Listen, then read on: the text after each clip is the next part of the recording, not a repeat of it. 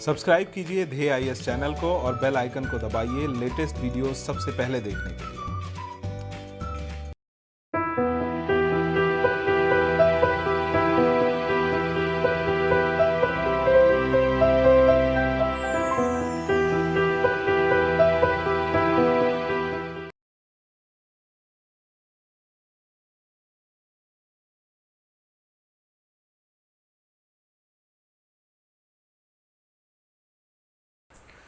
नमस्कार, मैं सुनील वर्मा ध्येय आईएएस टीम की ओर से आपका स्वागत करता हूं ध्येय टीवी पर। हम बात करेंगे डेली करंट अफेयर्स के अपने प्रोग्राम पर, जैसा कि हम प्रतिदिन करते आए हैं। इस वीडियो में मैं दो टॉपिक डिस्कस कर रहा हूं। पहला जो टॉपिक है, इसमें हम बात करेंगे हांगकांग के विषय में।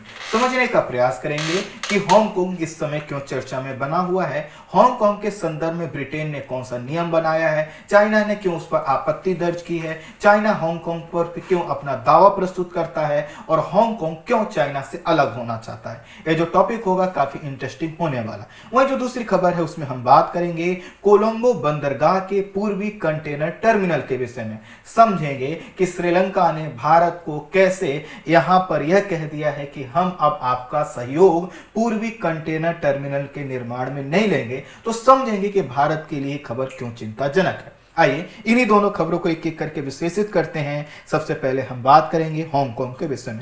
ये देखिए आपका मुख्य चाइना वाला भाग है और यहाँ पर देखिए लिखा भी है, और इस चाइना से थोड़ा सा इधर की ओर आएंगे तो यहाँ पर आपको हांगकांग दिखाया गया। एक छोटा सा एरिया है, लेकिन बात यहाँ पर साइज की नहीं है, बात है इसकी लोकेशन की। सोचिए जहाँ पर हांगकांग दिखाया गया है, अगर ये हांगकांग को यार एकदम स्वतंत्र देश हो और इस स्वतंत्र देश के साथ जो है कि अमेरिका का गठजोड़ अच्छा हो, जो है कि यूके का गठजोड़ अच्छा हो, या इस समय श्रीलंका और चाइना का तनाव चल रहा है उसका गठजोड़ अच्छा हो और भारत का अच्छा हो, तो चाइना के लिए कितना बड़ा सिरदर्द बन सकता है। इसीलिए हांगकांग जो है कि हमेशा चर्चा में बना रहता है। हम ही बताएंगे अभी कि आखिर इस समय क्यों चर्चा में। अब इसी छोटे क्षेत्र को देखिए, यहाँ पर थोड़ा सा जूम करके हमने दिखाया है। ये देखिए आपके मुख्य भाग से लगा हुआ ये हांगकांग क्षेत्र है और इसके कुछ द्वीपीय क्षेत्र आपको यहाँ पर दिखाए गए। अब थोड़ा सा हम टेक्स्ट के माध्यम से कुछ चीजों को समझते हुए आगे बढ़ते हैं। हांगकांग जो है कि चीन से लगा हुआ एक छोटा सा क्षेत्र है। कुछ मामलों में यह स्वायत्त है, लेकिन कुछ मामलों में यह स्वायत्त नहीं है। जैसे हांगकांग का अपना कानून है, अपना झंडा है, अपनी मुद्रा है, अपना पासपोर्ट है, अपना वीजा सिस्टम है, लेकिन जो इनके विदेश मामले होते हैं या जो रक्षा मामले होते हैं वह किसके नियंत्रण में है? चाइना के।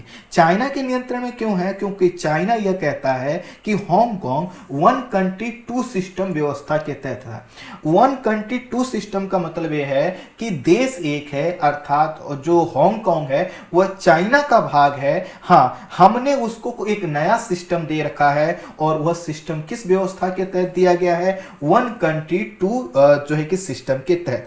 इसका मतलब यह हुआ कि जो हांगकांग है, चाइना यह कहना चाहता है कि वह उसी का भाग है, हमने उसको बहुत से मामलों में स्वायत्तता दे रखी है। वर्तमान समय में हांगकांग एक वैश्विक महानगर है, एक अंतर्राष्ट्रीय वित्तीय केंद्र है और पूंजीवादी अर्थव्यवस्था वाला क्षेत्र है। अब यह जो क्षेत्र है, इस पर नियंत्रण करने के लिए, इसकी शासन व्यवस्था के लिए क्या होता है? एक एग्जीक्यूटिव अधिकारी होता है, और यह जो एग्जीक्यूटिव अधिकारी होता है यह कौन होगा? इससे चुनने में, इसको चुनने में क्या होता है? चीन का महत्वपूर्ण भूमिका होती है। सामान्यतः यहाँ के पद पर वही व्यक्ति बैठता है, एग्जीक्यूटिव अधिकारी बनता है, जो कि क्या है? चाइना की ओर झुकाव रखता। हांगकांग लंबे समय से अपनी पूर्ण स्वायत्तता की बात कर रहा है और यहाँ आए दिन सड़कों पर इसके लिए आंदोलन होते रहते हैं। आंदोलन दो चीजों के लिए, एक तो इनको पूर्ण स्वायत्तता चाहिए, या फिर ये कहते हैं कि जो चाइना है वो हमारे इंटरनल मैटर में जो है कि हस्तक्षेप ना करे। वहीं यहाँ पर जो चाइना वो कहता है इंटरनल मामला कौन सा, ये तो हमारा ही क्षेत्र है, तो हम उसके लिए पॉलिसी बना सकते हैं। और जब भी क्या होता है, कोई ऐसा पॉलिसी बनाया जाता है, हांगकांग के लोग क्या है जो है कि स्वतंत्रता में भरोसा करते हैं, वह चाइना के तरह जहां पर स्वतंत्रता कम है उसमें भरोसा नहीं करते। अर्थात जो हांगकांग है हमेशा प्रयास करता है कि उसकी स्वतंत्रता सुरक्षित रहे। इसी के कारण वर्ष 2019 में अगर आपने खबर सुनी हो तो कई माह तक लाखों लोग, जी हाँ, कई माह तक लाखों लोग सड़कों पर आंदोलन कर रहे थे। वर्ष 2020 के प्रारंभ में भी हांगकांग की सड़कों पर आप आंदोलन देख सकते थे। कोरोना की वजह से बंद हो गए थे, लेकिन उसके बाद फिर से चालू हो गए। यहाँ के जो लोग हैं, जैसा कि हमने कहा कि स्वतंत्रता और स्वायत्तता की बात करते हैं, वहीं जो चीन है वह स्वतंत्रता और स्वायत्तता के मुद्दे पर कठोर कदम उठाता है। आपको याद हो तो तियानमेन स्क्वायर की जो घटना है उस पर कुछ स्टूडेंट, कुछ मजदूर, कुछ लोग आंदोलन कर रहे थे और वहां पर टैंक चलवा दिया गया था। वही चाइना है और उसी चाइना से ये छोटा सा क्षेत्र जो है जिसके लोग क्या कर रहे हैं, संघर्ष कर रहे हैं और ये कहते हैं कि हम सब कुछ आप झेल रहे हैं, लेकिन नागरिक अधिकारों में हम कटौती बर्दाश्त नहीं करेंगे। लेकिन इसी बीच मई 2020 में चीन की संसद ने हांगकांग राष्ट्रीय सुरक्षा कानून नामक एक विधेयक पास किया।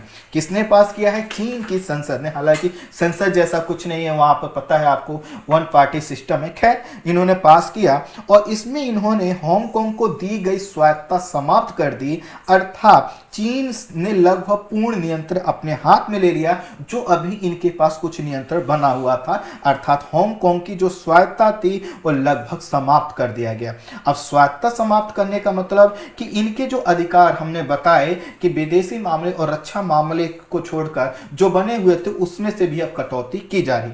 इस कानून के तहत यह कहा गया, ये जो राष्ट्रीय सुरक्षा कानून लाया गया, देखिए कब लाया गया था, यह मई 2020 में लाया गया था और इसको सितंबर 2020 में क्या किया जाना था, लागू किया जाना था। तो इसका क्या नाम क्या था? हांगकांग राष्ट्रीय सुरक्षा कानून। अर्थात इसमें क्या है, कह रहे हैं कि हमें सुरक्षा करना है और सुरक्षा किसकी करनी है? हांगकांग की करनी है। तो इन्होंने कहा कि हम सुरक्षा कैसे करेंगे? इन्होंने कहा कि अगर हांगकांग में कोई व्यक्ति क्या करता है, तोड़फोड़ करता है, चीन के झंडे का अपमान करता है, आंदोलन में किसी प्रकार की विदेशी सहायता लेता है या किसी भी प्रकार का कार्य करता है जो कि चाइना के अगेंस्ट में है, तो इसको आतंकवादी कार्य माना जाएगा, इसको देशद्रोह की घटना मानी जाएगी और इसके लिए आजीवन कारावास की सजा होगी। और साथ ही साथ जो व्यक्ति इसमें दोषी पाए जाएंगे उनको भविष्य में कभी भी सार्वजनिक पद के लिए क्या होगा, स्वीकार नहीं किया जाएगा, अर्थात सार्वजनिक पदों के लिए अयोग्य साबित किए दिए जाएंगे। अब यह जो हुआ, इसमें यह भी कह दिया गया जो सार्वजनिक परिवहन सुविधा है, यदि उसको कोई व्यक्ति नुकसान पहुंचाता है, मान लेते हैं एक जगह आंदोलन हो रहा है, पुलिस वहां पहुंचने का प्रयास कर रही है और कोई व्यक्ति ये कहता है कि हम पत्थर चला देते हैं, पुलिस को रोक लेते हैं, तो उसके चाइना के हिसाब से क्या होगा कि यह आतंकवादी घटना होगी, उसके ऊपर देशद्रोह का केस लगाया जाएगा।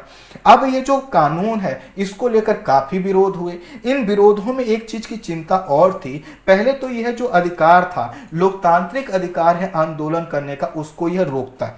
दूसरा, ये जो कानून को लेकर जो विवाद उत्पन्न होंगे, तो चाइना ने कहा कि कानून की व्याख्या हम करेंगे, कोई दूसरा, कोई अथॉरिटी नहीं करे। अर्थात इस कानून के तहत व्यक्ति को क्या अधिकार मिले हैं, क्या नहीं मिले हैं, इसकी व्याख्या चाइना करेगा, इसको कोई चुनौती नहीं देख सकते। चीन इस कानून के तहत हांगकांग में एक नया सुरक्षा कार्यालय भी बना रहा है और जो नया सुरक्षा कार्यालय है यह क्या करेगा कि यहाँ के जो इस नए सुरक्षा कार्यालय के जो अधिकारी होंगे, जो कर्मचारी होंगे, वो हांगकांग के स्थानीय कानून अर्थात जो सामान्य कानून होते हैं उसके दायरे में नहीं आएंगे, इनको इससे ऊपर रखा जाएगा। और साथ ही साथ हांगकांग को भी इस कार्यालय के साथ कार्य करने के लिए एक राष्ट्रीय सुरक्षा आयोग स्थापित करने को हो। लेकिन जो राष्ट्रीय सुरक्षा आयोग है इसके अधिकार सीमित होंगे। मुख्य कौन होगा? यह नया सुरक्षा कार्यालय जो बनेगा। इस कानून की स्वाभाविक है वैश्विक आलोचना भी हुई।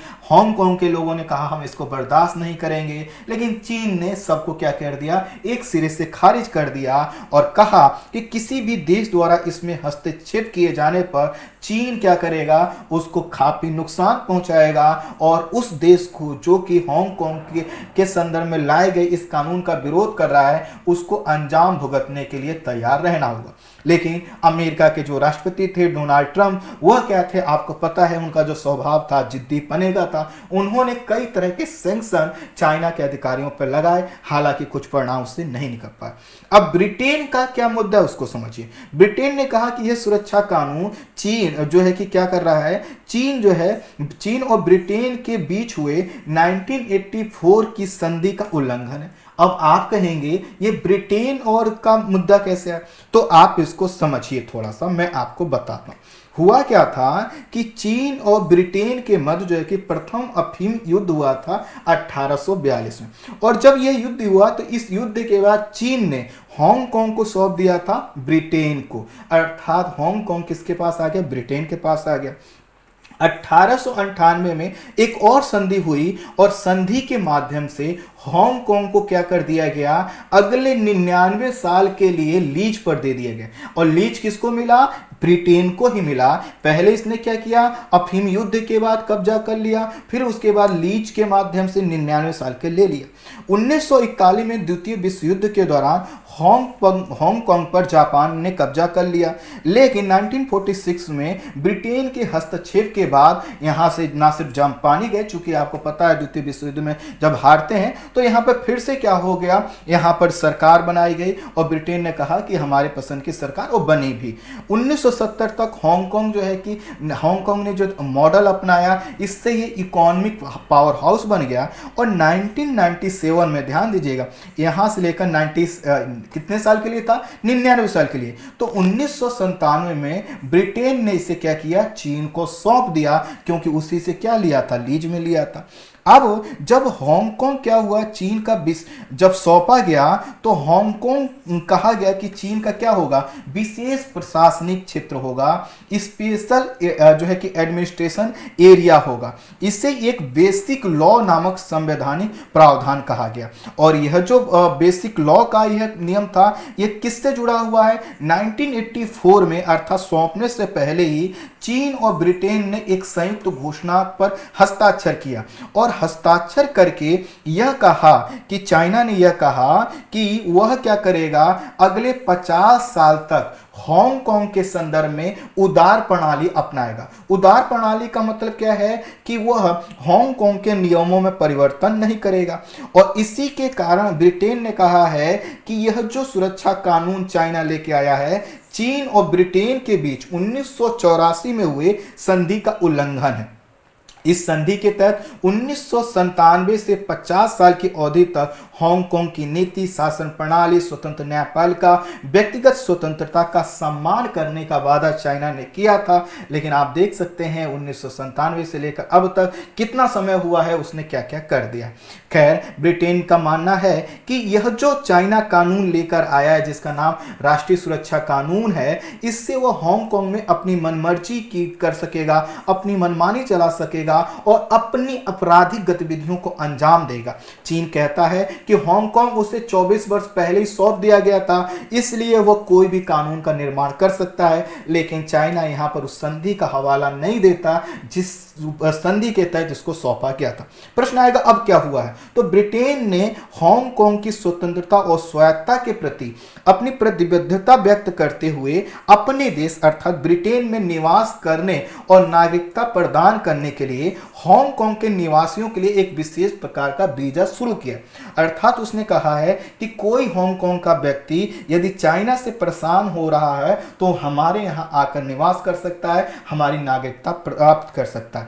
ब्रिटेन इस प्रकार का प्रावधान इससे पहले सिर्फ 2004 में किया था, जब वो यूरोपीय यूनियन का सदस्य था। हालांकि जुलाई 2020 में भी हांगकांग के 7,000 लोगों को ब्रिटेन ने अपने देश में आने की अनुमति जरूर दी थी कि आप आ सकते हैं, लेकिन इसके लिए कोई वीजा पॉलिसी नहीं अपनाई थी। और अब जो सरकार ने किया है, ब्रिटेन की सरकार ने, वह क्या किया है कि वीजा लेकर आप आ सकते हो। और वीजा लेके आने का मतलब क्या है कि ब्रिटेन के नए नियमों के तहत हांगकांग के लोगों या उनके आश्रितों के लिए क्या होगा, ब्रिटिश नेशनल ओवरसीज वीजा जारी किया जाएगा।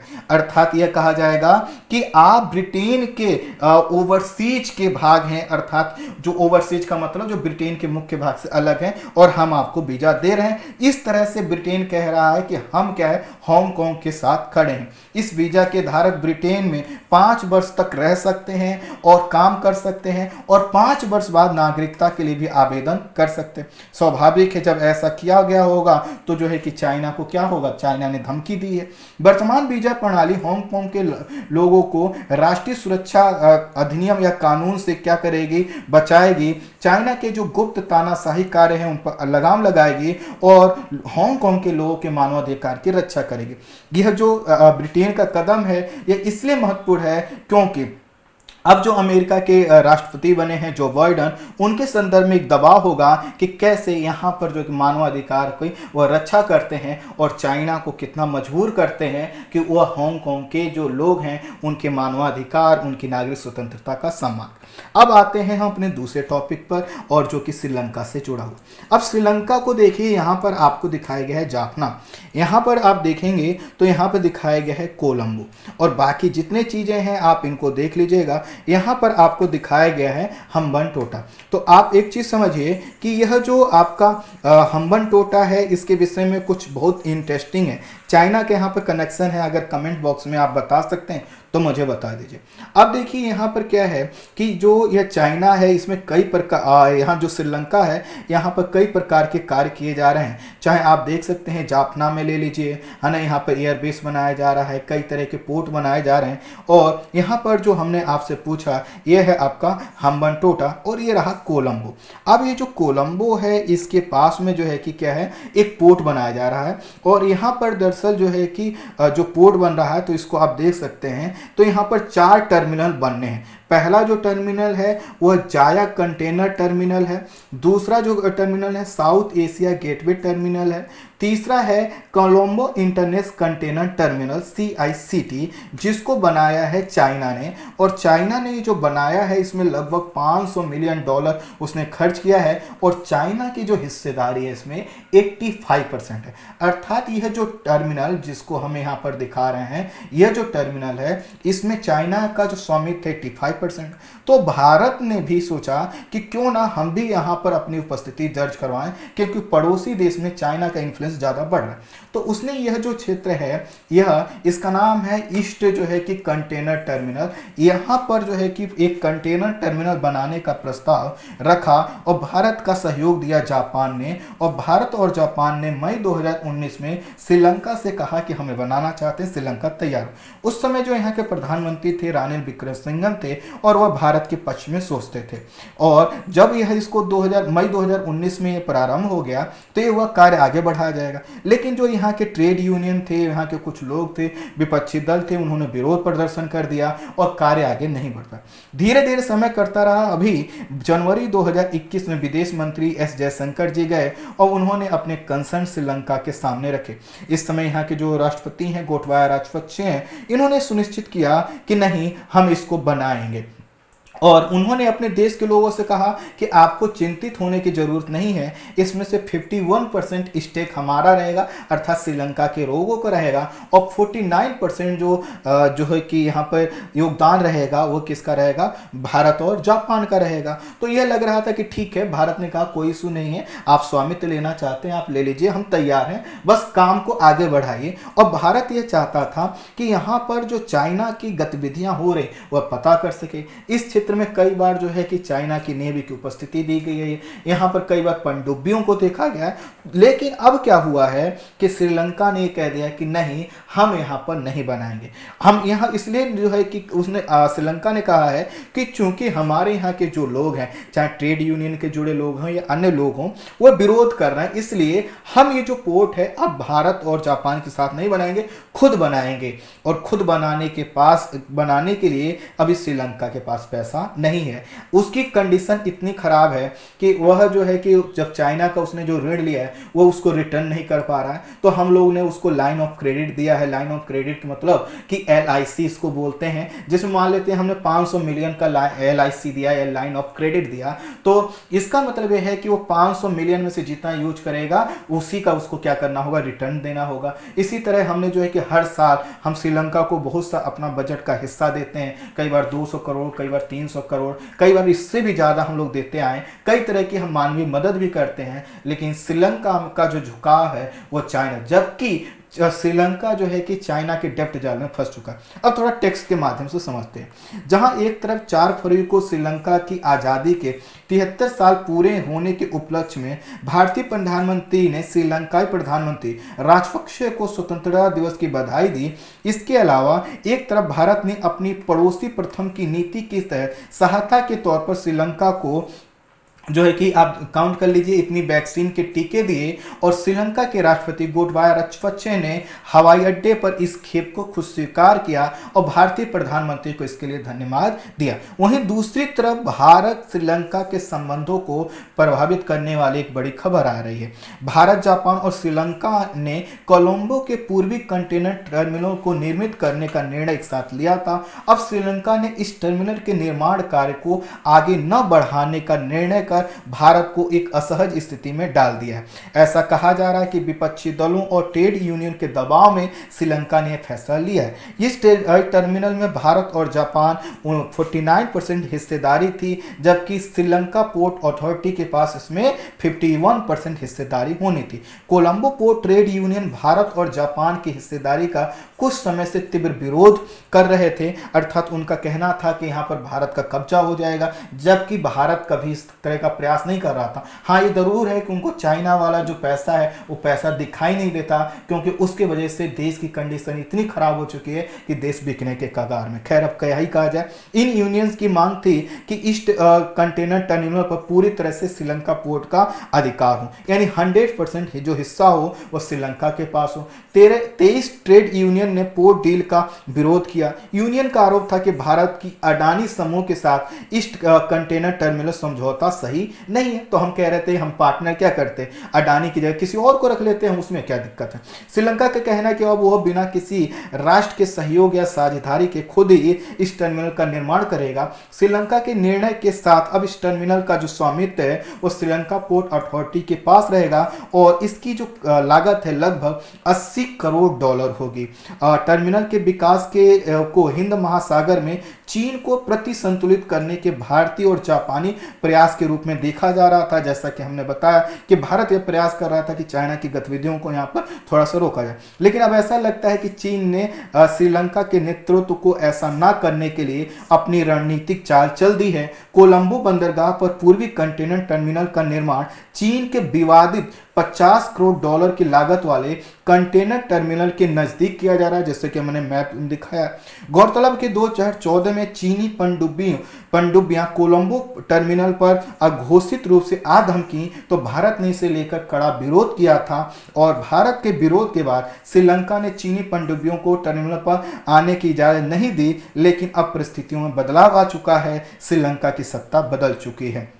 भारत के विदेश मंत्री एस जयशंकर ने 3 फरवरी को राज्यसभा में कहा कि तमिलनाडु के मछुआरों को श्रीलंकाई समुद्री सीमा में मारे जाने के मामले को भारत ने श्रीलंका के समक्ष मजबूती से उठाया है और स्पष्ट किया है कि ऐसी घटनाएं स्वीकार्य नहीं होंगी। अर्थात जो समुद्री मछुआरों का मुद्दा है यह भारत और जो है कि श्रीलंका के बीच में एक अन्य प्रमुख मुद्दा है। यह बयान ऐसे समय में आया है जब तमिलनाडु के राजनीतिक दलों ने राज्य के 4 मछुआरों को कथित तौर पर श्रीलंकाई नौसेना द्वारा बीच समुद्र में मारे जाने के मामले में उच्च सदन में मामले को उठाया, और श्रीलंकाई नौसेना ने सूचना दी थी कि उनके शव पाक की खाड़ी में बरामद किए गए हैं। अब आप समझ सकते हैं कि कितना विवादित मुद्दा है। तो देखिए चीन के ऋण जाल में फंस कैसे गया है श्रीलंका। चीन के ऋण जाल में फंसे श्रीलंका की गुहार पर उसे $9 करोड़ अर्थात 656 करोड़ भारतीय रुपए की अनुदान राशि देने की घोषणा जो है कि भारत ने की है। यह राशि ग्रामीण इलाकों में चिकित्सा उपकरणों, शिक्षा सहायता और जलापूर्ति व्यवस्था के लिए दी जाएगी। यह राशि श्रीलंकाई नागरिकों को कोविड के बाद हालत को सुधारने में मदद के लिए दी जा रही।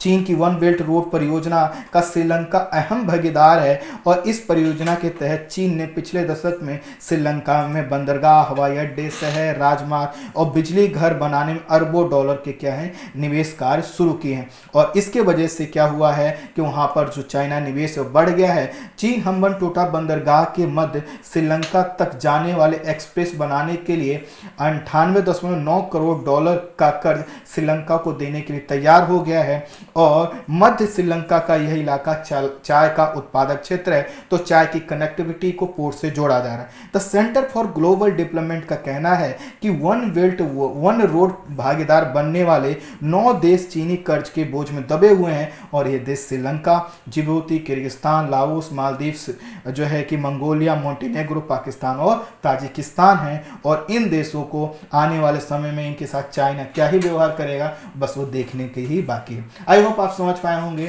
कि इन दोनों ही टॉपिक में क्या क्या कंसर्न थे और किस वजह से चर्चा में बने हुए थे। इस वीडियो में इतना ही। Thank you so much.